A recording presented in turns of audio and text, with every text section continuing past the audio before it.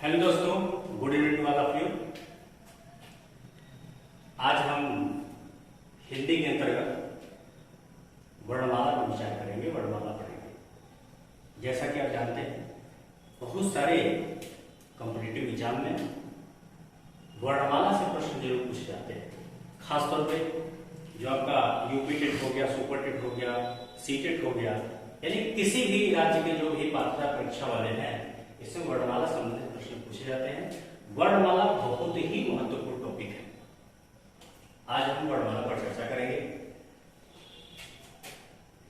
जैसा कि आप जानते हैं, वर्णमाला वर्ड आप पढ़ चुके हैं, अब उसको पढ़ना है और उसको ऐसे पढ़ना है कि दोबारा आपको वर्णमाला ना पढ़ना पड़े। इसमें जितने भी नंबर जो भी जिस प्रकार के प्रश्न बनते हैं, आप उसको हल करेंगे। तो वर्णमाला देखिए, वर्णमाला जो आपका दो शब्दों से मिलकर बना है, वर्ण और प्लस माला। जो आपका वर्ण है, सबसे पहले हम वर्ण को जानते हैं कि भाषा की जो सबसे छोटी इकाई है वो क्या है, ध्वनि है या वर्ण है। अब हिंदी वर्णमाला में आप अच्छी तरह जानते हैं, हिंदी वर्णमाला में जो आपके कुल वर्णों की संख्या कितनी है, 52 वर्ण है। वर्ण क्या होता है? वर्ण यानी भाषा का वह सबसे छोटा भाग जिसके हम टुकड़े नहीं कर सकते, जिसको अन्य अखंडित होता है, उसे हम क्या कहते हैं, वर्ण कहते हैं। जैसे मैं एक शब्द लिख रहा हूं, जैसे मैं लिख रहा हूं राम, तो राम देखिए, राम को इसको हमको तोड़ना है, इसका वर्ण विच्छेदन करेंगे। तो जैसे इसमें हमने किया र प्लस आ प्लस म प्लस अ, यानी राम कितने वर्ण है? 4। अब इन 4 वर्ण को हम नहीं तोड़ सकते, ठीक। यानी भाषा की जो सबसे छोटी क्या कहलाती है, वर्ण कहलाती है। वर्णमाला किसे कहेंगे? वर्णों के समूह को वर्णमाला कहते हैं। ऐसा परिभाषा आप जानते हैं, ऐसा परिभाषा आपको पढ़ने को मिला होगा, लेकिन यह कंप्लीट डिफिनेशन नहीं है, क्योंकि वर्णों का समूह तो ऐसे ही हो सकता है ना, क हो गया, ग हो गया, प हो गया, ट हो गया, ये सब वर्णों का समूह है, लेकिन यह वर्णमाला नहीं है। तो इसलिए वर्णमाला किसे कहेंगे? वर्णों के क्रमबद्ध व्यवस्थित समूह को वर्णमाला कहते हैं।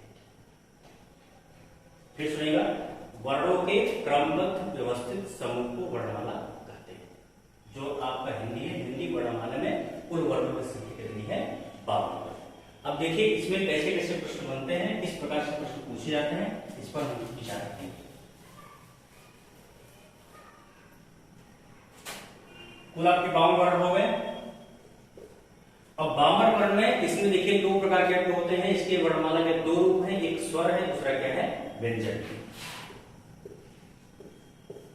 तो पहले हम स्वर वर्ण पर चर्चा करते हैं, दूसरा पर कौन सा है, व्यंजन।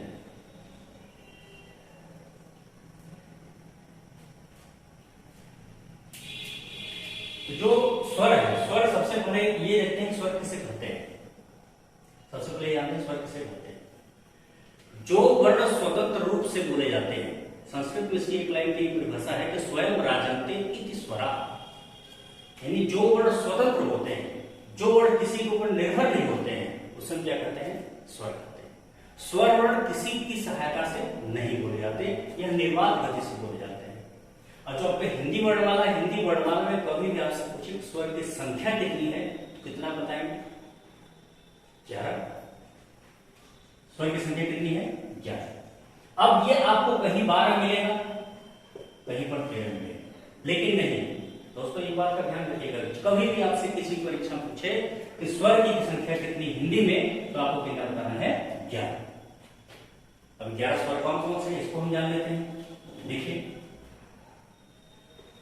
अ, आ, ई, उ, री, ए, ऐ, ओ और औ। ये आपके स्वर होते हैं। देखिए 1 2 3 4 5 6 7 8 9 10 11। बहुत सारे लोग कंफ्यूजन होता है। एक छोटी सी चीज आपको बता दूं, कंफ्यूजन यहां पर होते हैं जो ए है और अ है।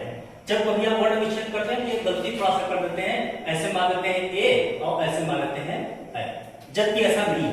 लेकिन जब इसका मात्रा रूप लिखते हैं, मात्रा रूप इसको आप लिखेंगे तो कैसे लिखेंगे? ऐसे लिखेंगे, यानी शिरो रेखा के ऊपर 1 पाई रहेगी और इसमें अय में शिरो रेखा के ऊपर 2 पाई रहेगी। क्लियर है? इसमें आपको भ्रमित नहीं होना है। एक चीज और आप समझ लीजिए, परीक्षा में आपके इससे संबंधित एक प्रश्न पूछता है मात्रिक और अमात्रिक, मात्रिक और अमात्रिक। तो मात्रिक जैसे आप सिंपल कह सकते हैं, जैसे कमल हो गया अमात्रिक शब्द है, और राम यदि हो गया तो ये मात्रिक शब्द है। तो ऐसे परीक्षा में 4 शब्द दिए जाते हैं, हमें पता करना होता है कौन सा मात्रिक है कौन सा अमात्रिक है। अब हम जान लेते हैं इसकी मात्रा का, थोड़ा जान लेते हैं। दोस्तों ये जो अ है इसका मात्रा रूप नहीं होता है। जो आपके हिंदी में स्वर है सिर्फ इसमें एक ही ऐसा स्वर है जिसका मात्रा रूप नहीं होता है। बहुत सारे कभी कभी लोग गलतियां कर देते हैं, आपकी मात्रा ऐसे लगा देते हैं और आगे ऐसे लगा देते हैं। ऐसी त्रुटियां होती हैं, हो सकता है आपके अंदर जैसे त्रुटियां, यदि आप ऐसे गलतियां करते हैं उसको आप रिमूव करिए। ठीक, यानी अ का मात्रा रूप नहीं होता है, आ के सीधे 1 पैर नीचे होती है, ई का नीचे इस तरह से, बड़ी का ये, और छोटा ऊ का इस तरह से, और ये बड़ा ऊ, और फिर ये री, फिर आपका ए हो गया, आय हो गया, ये हो गया ओ, और ये हो गया आ। ये इसका मात्रा रूप हो गया। आगे स्वर का है, स्वरों का वर्गीकरण है। स्वर आपके स्वर कितने प्रकार के होते हैं, स्वरों का वर्गीकरण के जो आपके 4 आधार हैं उसको हम लोग आगे चर्चा करेंगे, उसकी डिग्री पढ़ेंगे। आपके 4 आधार हैं, ये मात्रा के आधार पर, जिह्वा के आधार पर, ओष्ठ के आधार पर और मुख विवर के आधार पर। ये स्वरों का वर्गीकरण 4 प्रकार से किया जाता है। तो जो सबसे इंपॉर्टेंट इसमें है मात्रा के आधार पर, उसके यहां पर थोड़ी चर्चा कर लेते हैं, फिर आपको मैं वो चीज बता दूंगा। देखिए जो यहां पर जो स्वरों का वर्गीकरण है, पहला नंबर हम लिखते हैं, यदि बनाते हैं स्वरों का वर्गीकरण।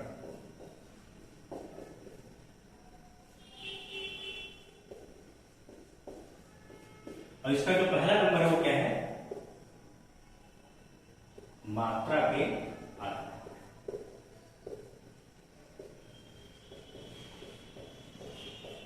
दोस्तों मात्रा के आधार पर स्वर कितने प्रकार के होते हैं?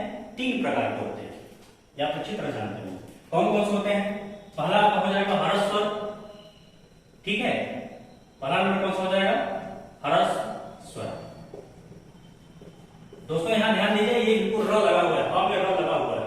अक्सर लोग यहाँ पर गलतियां कर देते हैं, बहुत सारे लोग गलतियां कर देते हैं, ध्यान दीजिएगा। ये हर्ष में क्या है? र लगा हुआ है, और जो ये ह में र लगा हुआ है पूरा वर्ण है, ठीक है। और दूसरा आपका कौन सा होता है? दीर्घ स्वर। तीसरा आपका होता है प्लुत स्वर।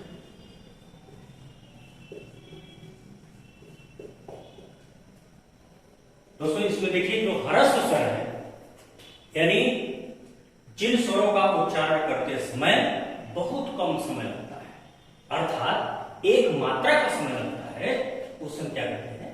ह्रस्व स्वर। अब ये देखिए जानना कितना जरूरी है। ये यदि आपको जानकारी रहेगी तो जब आप छंद पढ़ते हैं तो छंद में भी इसकी जरूरत है, क्योंकि वहां पर जो आपके छंद के प्रकार है, मात्रिक छंद है, वर्णिक छंद है। जब आप मात्रिक छंद पढ़ेंगे तो मात्रिक छंद में मात्राओं का आधार पर गणना की जाती है। तो वहां पर आपने देखा होगा कि लघु और गुरु, लघु और गुरु, ठीक है ना। तो जो आपके ह्रस्व स्वर होते हैं, ह्रस्व स्वर को हम क्या कहते हैं? लघु, और उसकी गणना कितनी होती है? 1। इसलिए इसको ह्रस्व स्वर को एक मात्रिक भी कहा जाता है, यानी जिन स्वरों का उच्चारण करते समय कम समय अर्थात एक मात्रा का समय लगता है, उसे क्या कहते हैं? ह्रस्व स्वर। आप लोग उसको नोट्स बनाते रहिएगा, जैसे जो मैं बता रहा हूं उसको आप लिखते रहिएगा, बहुत अंडरस्टूड चीज है, उसको आप जान पाएंगे। अब देखिए इसके अंतर्गत कितने स्वर हैं? प्रश्न परीक्षा में पूछता है, ये बहुत ही महत्वपूर्ण है। तो इसके अंतर्गत आपके 4 स्वर हैं। ह्रस्व स्वर कितने हैं? 4 है। बिल्कुल बिल्कुल सही आप बता रहे हैं। कौन कौन से हैं जरा बोलिए? अ, ई, उ, इसके बाद री। जिसके मन से बात निकली होगी तुम्हारी बहुत अच्छी बात है, बताते हैं, बहुत अच्छी बात है। अ, ई, उ, री, ये तो 4 तो है, ये 4 को ध्यान में रखना है। ये 4 है, इनको ह्रस्व स्वर कहा जाता है। छंद पढ़ते समय इनको लघु कहा जाता है, और इनकी गणना कितनी होती है? 1 होती है। अब इनका जो दीर्घ रूप होता है, जो शेष आपके जितने स्वर बचते हैं सारे स्वर आपके क्या कहलाएंगे? दीर्घ कहलाएंगे। दीर्घ स्वर किसे कहेंगे? दीर्घ मतलब होता है बड़ा, हर्ष मतलब क्या होता है? छोटा। इसका थोड़ा और आसान भाषा में समझेंगे। हर्ष मतलब होता है छोटा और दीर्घ मतलब क्या होता है? बड़ा। यानी जिन वर्णों का उच्चारण करते समय हर्ष स्वर से दुगुना समय लगता है, अर्थात 2 मात्रा का समय लगता है, उसे हम क्या कहेंगे? दीर्घ स्वर। दोस्तों देखिए, दीर्घ स्वर को हम किससे प्रदर्शित करते हैं? गुरु से, जिसका मतलब क्या होता है? 2। अर्थात दीर्घ स्वर जो आपके होंगे उनकी संख्या कितनी होगी? अभी मैंने बताया आपके टोटल स्वर 11 में 4 आपके क्या होंगे? हर्ष स्वर होंगे, तो बचे कितने? 7। बिल्कुल सही, एग्जैक्टली।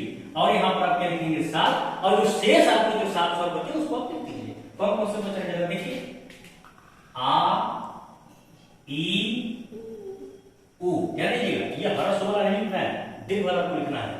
अब री इसमें नहीं होगा, बड़ी री नहीं होती, ध्यान दीजिए। री बड़ी री होती है, संस्कृत में होती है, ठीक? यहां पर आपको नहीं लिखना। ए, ऐ, ओ और देखिए आपके 7 हो। अब देखिए, इसको एक मात्रिक भी कहा जाता है, इसको द्विमात्रिक कहा जाता है, और जो प्लुत स्वर है, प्लुत स्वर को त्रिमात्रिक कहा जाता है। प्लुत स्वर, अब ये पूछेंगे सर ये प्लुत स्वर कौन सा होता है? बहुत आसान है, बहुत लोग इसको नहीं जानते हैं। कभी कभी देखिए आपको लिखा हुआ मिल जाता होगा, कभी आपने देखा होगा ओम नमः शिवाय, ओम लिखा हुआ रहता है। ये बहुत बहुत महत्वपूर्ण है, परीक्षा पूछा था, पिछली बार पूछा था, ठीक? जरा ध्यान दीजिए। तो ये त्रिमात्रिक है, तो कभी कभी स्वर में क्या किया जाता है? स्वर के आगे डायरेक्ट 3 लिख दिया जाता है। अब स्वर के आगे डायरेक्ट 3 लिखा है, इसका मतलब आप क्या समझे? अब इसका मतलब ये तो नहीं होगा कि ओ ऐसे तो आप बोलेंगे नहीं, ठीक? इसका मतलब होता है कि ये जो ओ स्वर है, यह प्लुत स्वर है, इसको काफी देर तक आपको बोलना है। जैसे बोलते हैं ना ओ, अब इसको लिख के दिखाइए, कैसे लिखेंगे? अब ऐसे आप लिख रहे हैं, इसको आप पढ़ेंगे तो ओम पढ़ेंगे, ओम तो नहीं पढ़ेंगे। तो ये जो स्वर है यही प्लुत है। तो ये स्वर किसी में हो सकता है, हमने ओ को यहां पर खींचा है, आप वो नहीं खींच सकते हैं, आप वो नहीं खींच सकते हैं। अरे बचपन में जब आप छोटे रहे होंगे, जब आपके मामा आए होंगे ना, छत पे चढ़कर बोलेंगे माई रे, बोलते हैं ना, बुलाते हैं ना, तो जो रे में आपने बोला वो क्या है? वही तो प्लुत है। ये जो रे है, रे यही प्लुत है। अब इसके आगे आप 3 लिख दीजिए, या फिर इसको एक चिन्ह से प्रदर्शित किया जाता है। ध्यान दीजिए, ये जो चिन्ह होता है अवग्रह का चिन्ह होता है, इस तरह से इसको प्रदर्शित किया जाता है, ठीक? ये आपके किसी स्वर में इनकी संख्या 11 मानी जाएगी, ठीक? अब जैसे कुछ एग्जाम्पल आप देखिए, जैसे हो गया आ, मतलब इस तरह आ, इस तरह से आप करेंगे, ये प्लुत हो गया। अब इसकी गणना कितनी की जाएगी? 3, क्योंकि त्रिमात्रिक है। इसकी परिभाषा कैसे लिखेंगे? जिन स्वरों के उच्चारण में, अर्थात जिन स्वर वर्ण के उच्चारण में दीर्घ स्वर से भी अधिक समय लगता है, उसे हम क्या कहते हैं? प्लुत स्वर। जैसे डायरेक्ट आपसे परीक्षा में पूछा जाएगा इस तरह से, कहीं कहीं 3 लिखा रहता है, सीधे सीधे डायरेक्ट 3 लिखने का मतलब त्रिमात्रिक है। अब इसको हम क्या कहेंगे? प्लुत। ठीक है, समझ में आ गया?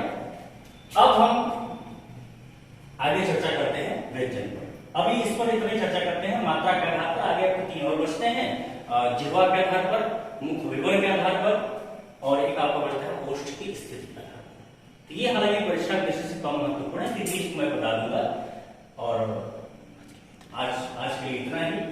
दोस्तों, आपको ये वीडियो कैसा लगा आप कमेंट करके जरूर बताइए। देखिए, मैं नहीं कहता हूं आप चैनल को सब्सक्राइब करें, यदि आपको ऐसा लगता है कुछ हमको अच्छी चीजें मिली हैं तो आप सब्सक्राइब जरूर करें और इसको लाइक करें और शेयर करें, क्योंकि आपके लिए हितकर है, साथ में आपके जो दोस्त हैं, जो आपके सगे संबंधी हैं, वहां पर आप शेयर करेंगे, उनके लिए फायदेमंद होगा। ठीक है, धन्यवाद।